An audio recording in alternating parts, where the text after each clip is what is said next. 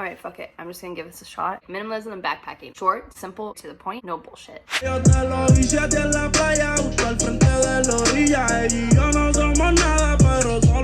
How to live out of one backpack for 6+ months. And how to fit all of this in a backpack like this. Here's the deal. I lived out of this backpack over the course of a year throughout 45 countries, and that taught me minimalism. By now that backpack is completely destroyed. And this time around, I'm gonna do it differently. Let's get it. Before I decided on this backpack, I actually bought 3 on Amazon Prime. I'm returning the other 2 that I didn't choose, but this is the one that I decided on. So I'll do a little compare and contrast. Alright, well I'm just gonna film from here. It is much safer. Why I didn't choose backpack 1 and 3 and why I went with backpack number 2. This one I realized it was too small, just not really realistic for long term. I went ahead and started looking at actual backpacking backpacks, which are what these 2 are right here. These are both 60 liters, I believe. So they hold a lot more stuff compared to this one.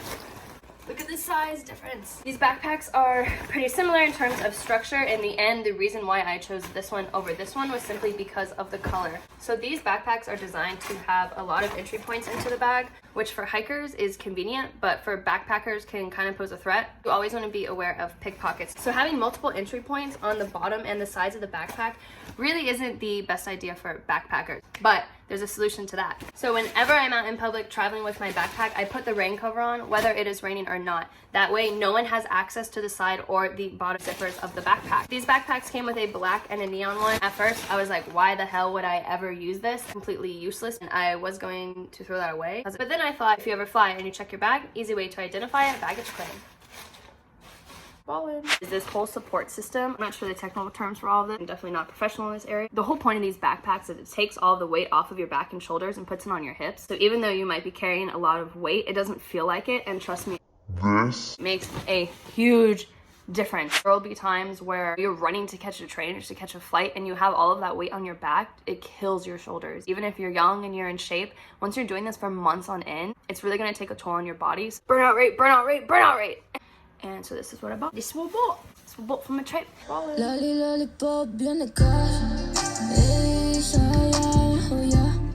At this point, you're probably wondering, what's in the box?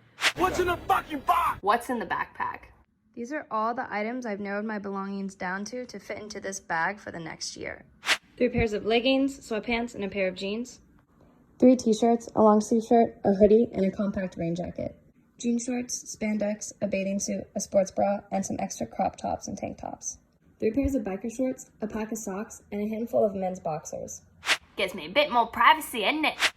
I always bring a laundry bag with me for my small clothing items to make sure that my clothes don't get mixed up with others or lost in hostile washers. Tops, tennis shoes, and hiking boots. Always pack flip-flops even if you're going to cold countries because you want to wear them in hostile bathrooms.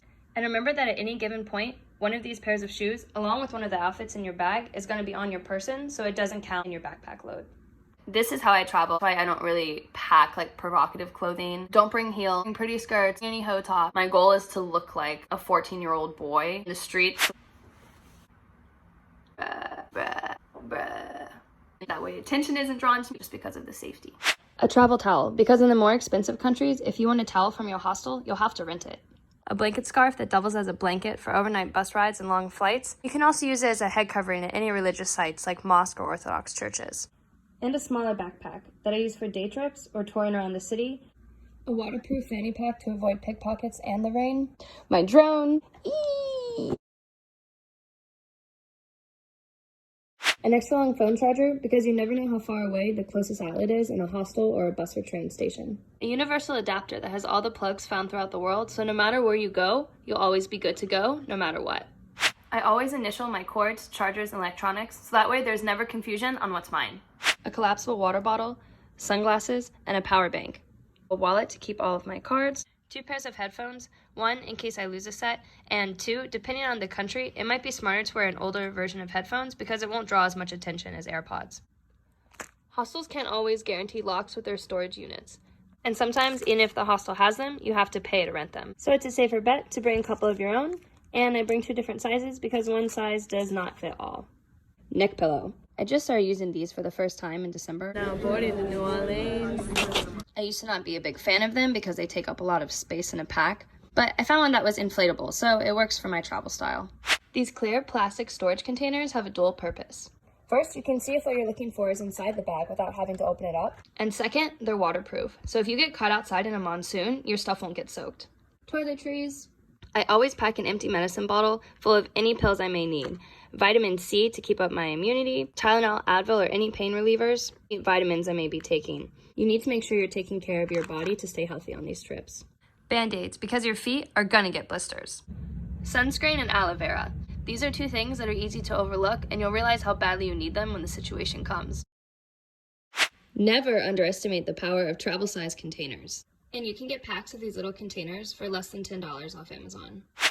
When it comes to refilling shampoos and conditioners, a lot of hostels have community shampoo, conditioner, and body washes that you can refill your bottles at every couple weeks along the way. Alright, what's next on the list? Passport. Duh. I do not currently have mine because it is being renewed. I ran out of pages after my last trip. Tip. On the form to renew your passport, you can check a box to get a large book version, which will give you 56 pages instead of the normal 28 for free. For backpackers, that is a great tip because you never want to be left in a country with no pages left in your passport. Nightmare. My yellow fever card. Do your research before you travel anywhere. Always check the entry requirements at the border. A lot of countries, especially in South America, Southeast Asia, and Africa, have vaccination requirements. Fever, malaria, smallpox. Got to be smart, kid. I have a Word document that I upload to my Google Doc that has my logins listed for every single important account, bank account, any insurance information, credit card information, my passport numbers, my driver's license number, includes scans of my passport, my ID, my vaccination certificates, my visas, all of that. If you're in a sticky situation, let's say you get your passport stolen, but it will still help you to identify yourself somehow. So what's great about that is if you put it on Google Drive or Google Docs, all you need to do is to remember that Gmail password and you can access it on any computer around the world. You can pull up that information when you need it. I'll also be getting an international driver's permit as well as an intra-American driver's permit. This is the money pouch I bring to collect currencies from the countries I've been to. What is even in here? Macedonia, Romania, I love Norwegian currency, Russia, Poland, Morocco, Estonia before the euro. Is there anything more beautiful than Swiss currency? Serbia! I also bring a pack of ones with me to give to any locals or fellow backpackers that I run into because it's a great gift idea or souvenir. This I compartmentalize into these containers. Me tienes igual que mi primera novia de la escuela. Quiero besarte flor novela. Tú te imaginas, mami, tú y yo, como dice Lela. Ey, es que ese burrito que pela.